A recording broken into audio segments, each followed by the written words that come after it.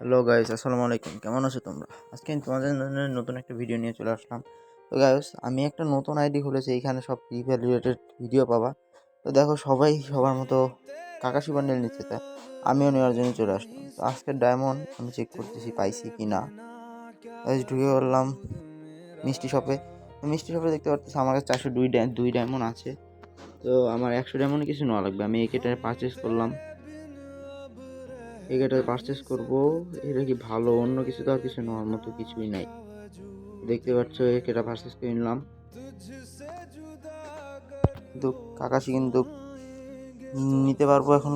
গায়ে সস্তা একটা কাকাশি নিয়ে নিলাম। গাইস, কংগ্রাচুলেশন ভাই, কাকাশি বান্ডিল ভাই। আমিও নিয়ে নিলাম কাকাশি বান্ডিল।